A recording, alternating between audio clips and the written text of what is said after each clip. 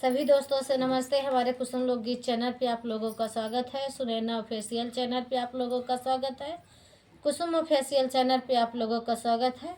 तीनों चैनल पे आप लोगों का स्वागत है। हाथ जोड़ के विनती है कि भारी से भारी संख्या में लाइव सब्सक्राइब करी, कमेंट करी। अब बहुत प्यारा सा गीत सुनाने चल रही हैं हमारी दीदी। गीत अच्छे लगे लाइव सब्सक्राइब करी, कमेंट में बताइए। नाच पर के गीत है, गीत बहुत प्यारा बा कि दिल्ली और शहर चला जाया राजा, किसी से राजा दिल न लगाना।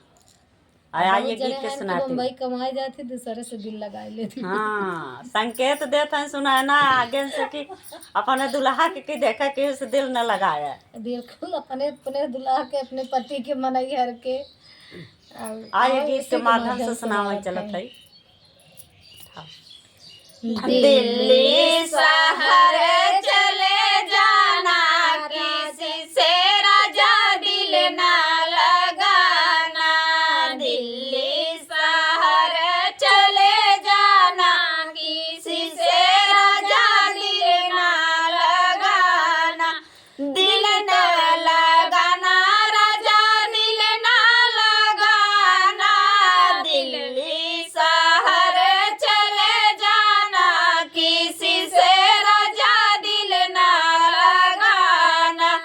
दिल तो लगाना वही सास ससुर से, दिल तो लगाना वही सास ससुर से।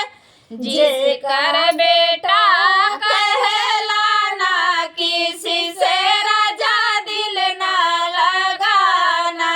जिसका बेटा कहलाना, किसी से राजा दिल ना लगाना।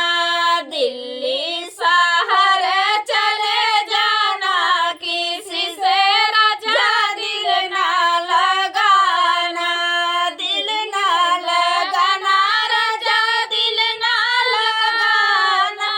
दिल्ली शहर चले जाना, किसी से राजा दिल ना लगाना। दिल तो